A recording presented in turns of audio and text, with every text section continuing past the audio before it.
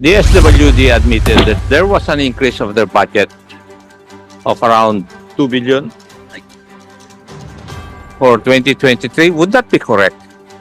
Mr. Chair, the 2023 budget of Ang tanong ko lang po is, tama po ba yung sinabi ko? that is correct. Yes. Compared to NEP versus the GAA of 2022.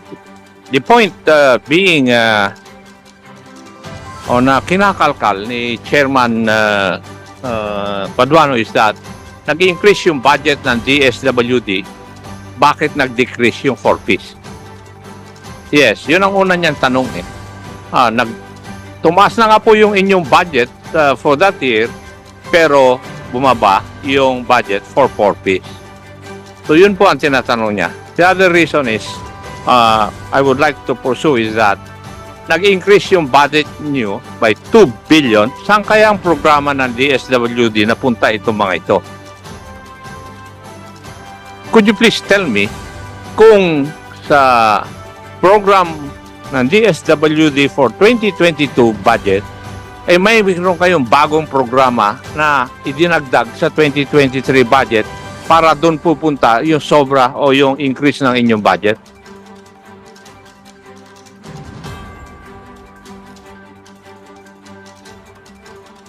Yeah, Mr. Chair, as far as 2023 budget is concerned vis-a-vis 2022, there is no specific new PEP that was created by the DSWD. Mr. Yes. Chair. With your indulgence. So, walang nadagdag na bagong programa. Ngayon, ang susunod na tatanungin ng aming chairman is, alin po yung mga programa ninyo na nasa budget o na nadagdagan ng budget? Kasi nadagdagan kayo ng budget. Eh. Siyempre, may mga programa kayo na nadagdagan ng budget except doon sa 4Ps kasi bawas sila eh. Yung nabawas, tanungin ko po kayo, saan kaya napunta? Mr. Chair, Your Honor, as far as the GAA for 2023, there are specific PEPs that increased on the GAA vis-a-vis the NEP or the National Expenditure Program. I'd like to mention the top four. The first one is the protective services for individuals and families in especially difficult circumstances, which had an increase of 16.9 billion GAA versus NEP. Next is the Sustainable Livelihood Program, which had an increase of 2 billion from 4.4 billion to 6.4 billion NEP vis-a-vis GAA.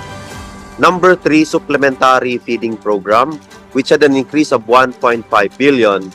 And the fourth one, Mr. Chair, Your Honor, is the Kalahi Seeds Kapangyarihan at Kaunlaran sa Barangay, Kalahi Seeds KKB, which had an increase of 1.5 billion based on the GAA, Mr. Chair. So, ang ibig nyo pong sabihin, sinasabi nyo po sa amin, na yung increase na 2 billion at saka yung natapyas doon sa 4Ps ay dito napunta mainly sa 4 na programang ito. Would that be correct? Mr. Chair, we're saying that the GAA versus the NEP had increases and decreases, and we only operate based on the approved GAA, Mr. Chair. I know. Kasi kami ang nag-aaral nga ng budget nyo rito eh. Ang tanong ko lang is, would it be correct na yung dagdag na 2 billion sa budget niyo for 2023 at yung natapyas na 13 billion doon sa 4Ps program, kung tatanungin ko po kayo, saan po kaya napunta yun?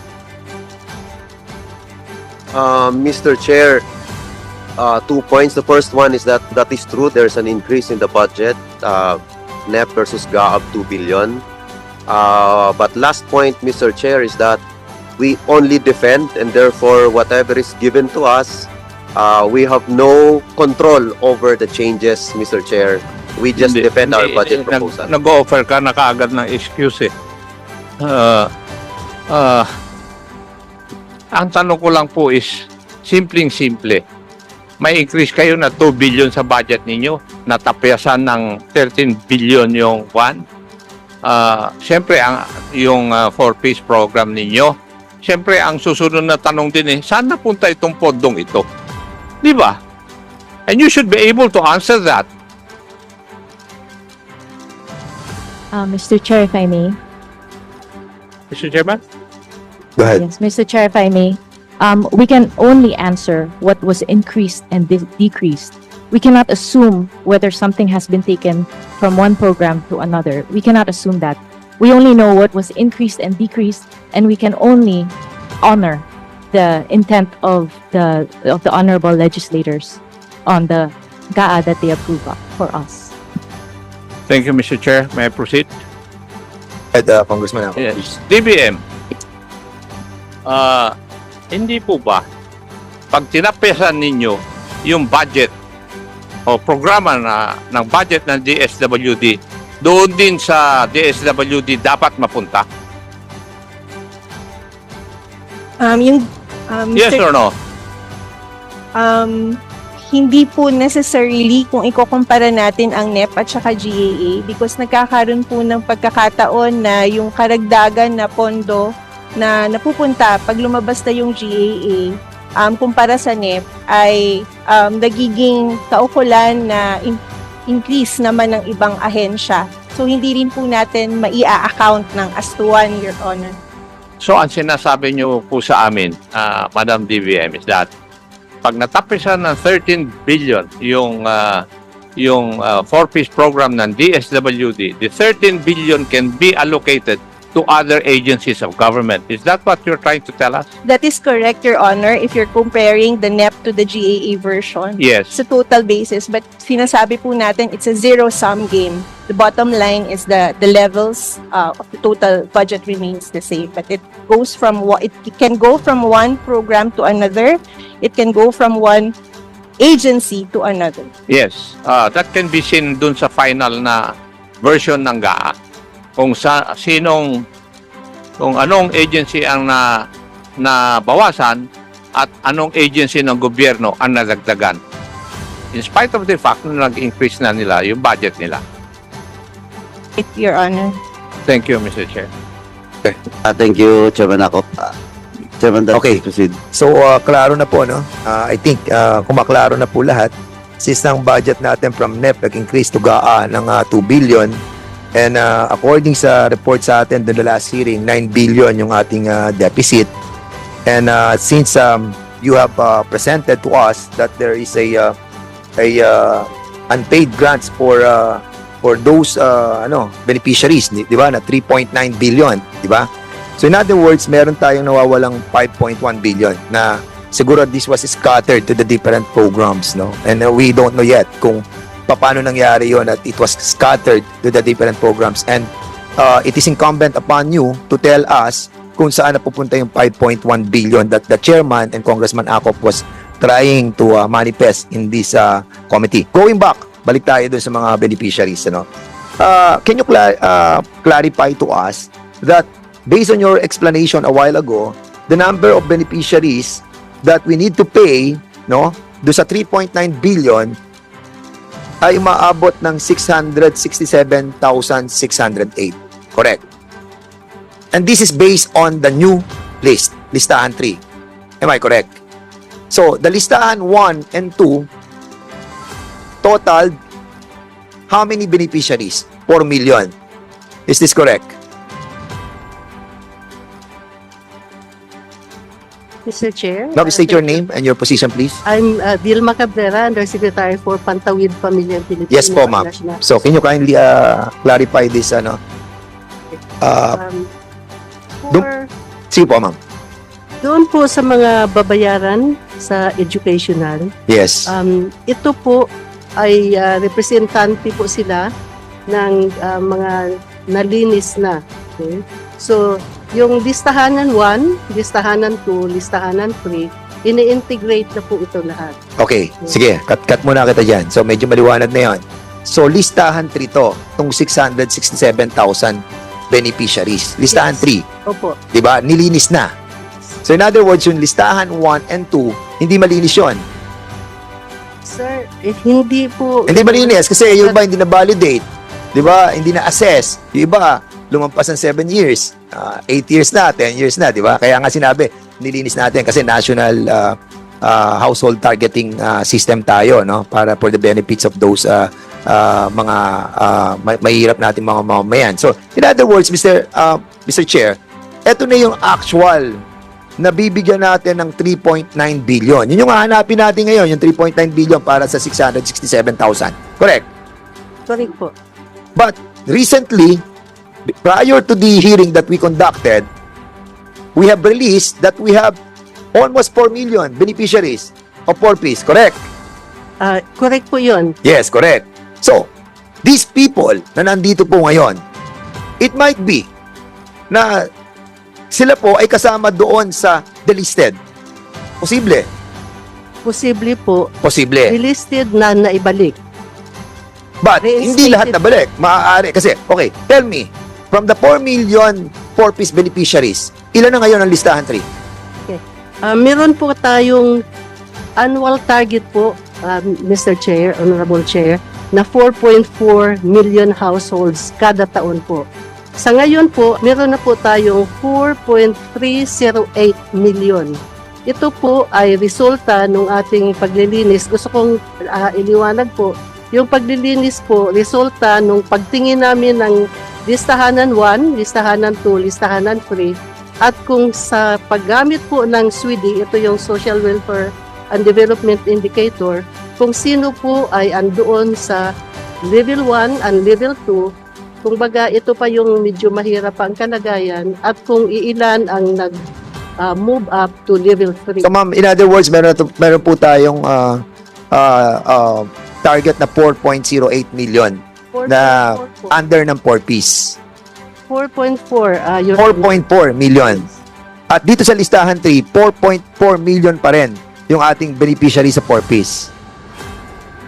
Sir, Kasi sabi nyo, nag-delist na kayo, tapos re-enlisted. So, ang total pa rin natin is 4.4. sir, yun po yung annual target natin. At, Annual target. O sige, yes. okay. So, ilan ngayon po yung sa 2023? Para klaro po tayo, para mabalansin natin yung pera that we allotted for DSWD in relation to the 4Ps beneficiaries. Kasi tapos na to eh. Sabi nyo kanina, sarado na. Tinanggap na natin 3.9 billion yung deficit. Diba? 3.9 billion na lang for 4Ps from 9 billion. So ngayon, ilan yung total ng 4Ps beneficiaries for 2023? Hindi na siya target eh. Kasi ano na siya? Actual na. Correct? Yes. O sige, ilan? Yung as of magbigay po ako ng chronology, Your Honor. Ma'am, sabihin nyo lang po muna kung ilan. As of Ang target natin is 4.4 million Yes, sir. na 4Ps. Ilan po yung ating pong actual na babayaran? We have 4.308 million. 4.3. Yes, sir. Ayun. At kasama na tong mga may utang tayo. Yes. Were you able to together with the National Anti-Poverty Commission, wherein kayo kasama kayo sa National Anti-Poverty di ba? Were you able to collate or compare yun sa kanila? Were you able to assess, re-evaluate, or lahat po ba kayo ay, tanungin ko po kayo, were you relisted doon sa listahan 3? Itong ating mga members na nandito ng 4Ps. Lahat po ba kayo ay dahil sa may nawawalang 5.1 billion na hindi natin malaman kung sino ang nagpa-realign nito, at 3.9 billion lamang po yung babayaran para po sa ating mga 4Ps. Knowledgeable po ba kayo na kayo'y naipasama dito sa babayarang ito?